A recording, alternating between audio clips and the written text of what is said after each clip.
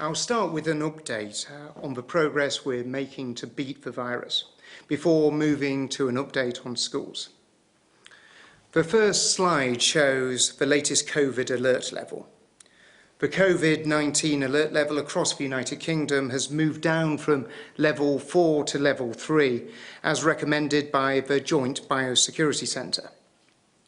The Chief Medical Officers for England, Scotland, Wales and Northern Ireland have reviewed the evidence and agree with this recommendation. In all 4 nations, there's been a continuing steady decrease in cases. But this doesn't mean that the pandemic is over. The virus is still in general circulation and localised outbreaks are likely to occur. The second slide shows cases confirmed with a test. 7,433,114 tests for coronavirus have now been carried out or posted out in the United Kingdom. This includes 169,600 tests carried out or posted out yesterday.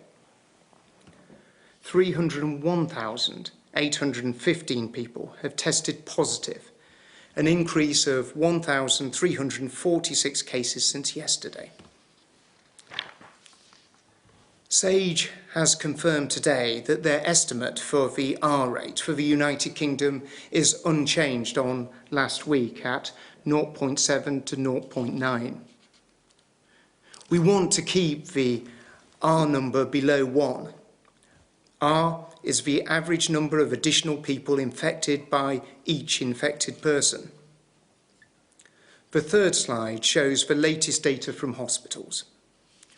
494 people were admitted to hospital with coronavirus in England, Wales and Northern Ireland on the 16th of June, down from 534 a week earlier and down from a peak of 3,432 on the 1st of April. 354 coronavirus patients are currently in mechanical ventilation beds in the United Kingdom, down from 392 a week ago, and down from a peak of 3,301 on the 12th of April. The fourth slide shows what is happening in hospitals right across the country. There are now 5,030 people in hospital with coronavirus in the UK, down 10% from 5,608 a week ago and down from a peak of 20,699 on the 12th of April. As the graphs show, while there is some variation, most nations and regions of the United Kingdom are broadly following a similar pattern. The fifth slide shows the daily figures of those who've sadly lost their lives after testing positive for coronavirus. Across all settings, the total number of deaths now stands at 42,461. That's an increase of 173 fatalities since yesterday. When measured on a 7-day rolling average, the daily number of deaths currently stands at 140, down from a peak of 943 on the 14th of April. Turning to schools. In March, when we asked schools to close, we did something different from virtually every other nation. We made the decision to keep schools open, not just for the children of critical workers, but also for those most vulnerable children in our society. This was because we recognised the important role that schools play in keeping those children safe. From the start of this month, schools began to welcome back children from nursery, reception, year 1 and year 6 as part of a phased and cautious return. And from this week, we started to see the return of years 10 and 12. We want as many children back in school as possible, which is why this week we announced more flexibility for primary schools so that they can have the opportunity to bring back more of their pupils if they're able to do so, in line with the protective measures that we've already set out. Today, with the overwhelming majority of primary and secondary schools, as well as colleges and nurseries opening to more children and young people, I wanted to take the opportunity again to say thank you. Thank you to all the teachers, childcare and support staff who've done so much and continue to do so much to welcome back our children in a warm, friendly environment where they have the opportunity to learn. I think all of us who've seen our children return to school know that they're enjoying being back in the classroom and being with their friends and their classmates. School is vital for every one of our children. That is why we will bring all children in all year groups back to school in September. While many children have already returned to school, I do understand there is anxiety still among parents.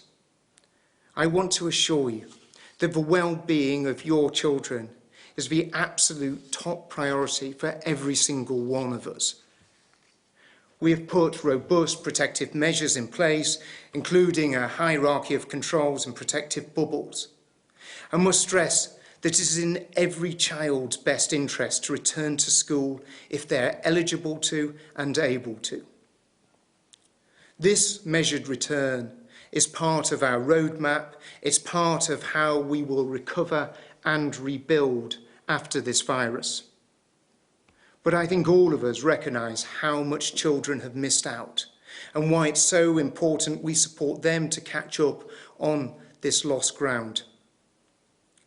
Having opened schools to more pupils and set out our intention for a full return in September, the next part of our recovery will be to roll out our hugely ambitious catch-up plan for all of our children. We must get them back to where they should be and put in place a secure foundation for longer-term reform. We'll not allow an entire generation to lose out on their education or accept lower expectations for them. That's why we're launching a £1 billion COVID catch-up plan that will lift outcomes for all pupils, with targeted support for those from disadvantaged backgrounds who are most at risk of falling behind because of this disruption. As part of this package, we'll provide a universal catch-up premium worth £650 million for all state school children in England to help them make up for the lost teaching time in the next academic year. The Education Endowment Foundation has published a guide for schools on how the money could be best spent, which will include intervention programmes, access to technology or summer schools. This crisis will have affected children in many different ways, and for this reason I'm giving schools the discretion to tailor this funding towards their particular needs and the needs of the children that they teach. The plan also includes a new £350 million national tutoring programme to increase access to high-quality tuition for disadvantaged children and young people. This will not only help children in the short term, but will create a positive, long-lasting legacy to drive up standards, expanding the number of high-quality tutoring providers for all schools to use.